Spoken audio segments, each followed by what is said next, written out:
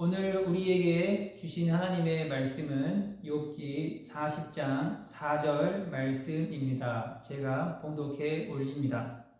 보소서 나는 비천하오니 무엇이라 주께 대답하리이까? 손으로 내 입을 가릴 뿐이로소이다. 아멘.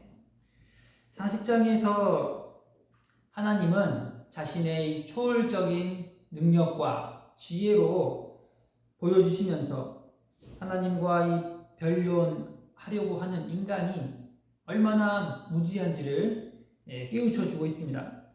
1절부터 5절에서는 하나님의 첫 번째 말씀으로 책망과 도전의 메시지를 주고 있습니다. 앞에서 욥은 하나님을 대면하면서 자신있게 대답할 것처럼 말했어요. 그러나 하나님의 말씀을 청종하고 난 이후에는 비로소 창조 세계를 지금 이 돌보고 다스리고 있는 이 분은 하나님만이 할 수 있다는 것을 깨닫게 되었습니다. 결국 욥은요, 이 자신의 비천함과 무력함을 인정하게 되는 것이죠. 그렇다고 욥이 완전한 회개에 이르렀냐? 완전한 회개에는 이르지 않았기 때문에 하나님은 계속해서 6절부터 또 다른 질문들을 이어가고 있습니다.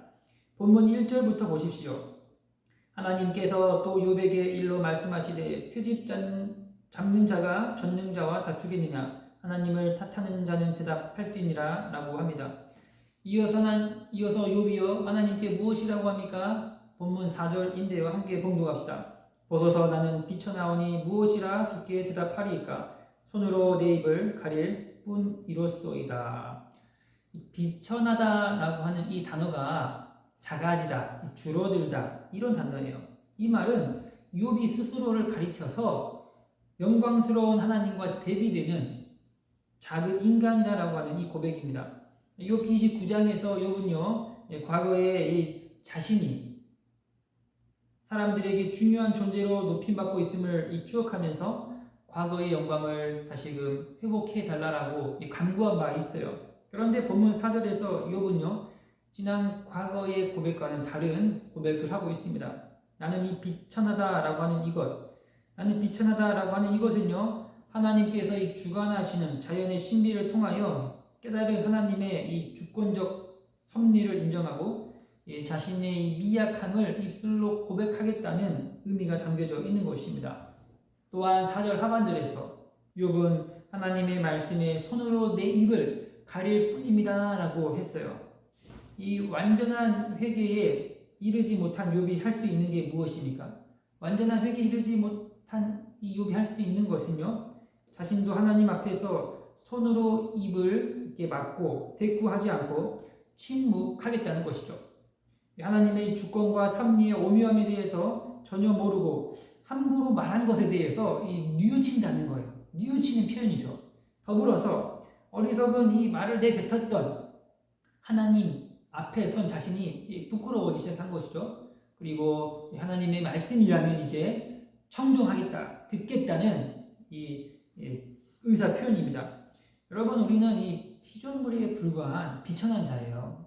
하나님 앞에 선 우리는 어느 누가 내가 당당하다라고 말할 수 있겠습니까? 욥기에 등장하는 이 욥의 이야기는요, 우리들의 이야기예요. 결국 우리들의 이야기입니다. 그렇죠? 욥은 하나님의 이 주권을 인정하면서 또 하나님의 일하시는 방식은 이해하지 못해요. 하나님의 권위는 인정하지만 일하시는 방식은 잘 이해하지 못합니다.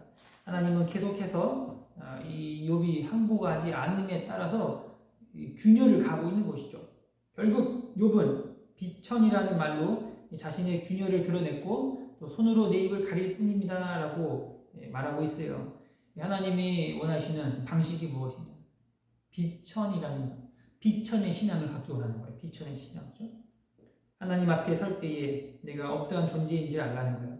내가 생각하고 행동하는 모든 바가 항상 옳은 것이 아니라 하나님 말씀 앞에 서 있다면 비천하고 연약하다는 것을 인정하라는 것입니다.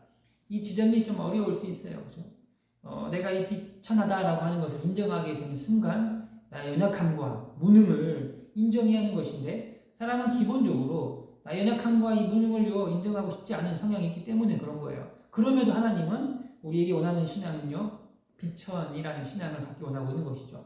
내가 모든 것을 다 할 수 있다, 이게 아니라는 거였죠. 하나님이 이루시는 일을 통해서 그저 우리는 순종할 뿐입니다. 하나님께서 이루어 주십시오라고 하는 이 비천의 신앙이 나타나야 하는 것이죠.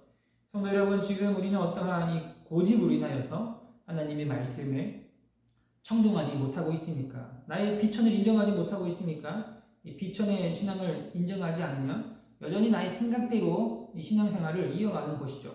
하나님께서 나의 완악함을 깨뜨려 주시고 비천함으로 하나님을 보게 해달라고 하는 겸손히 구해야 하는 것입니다.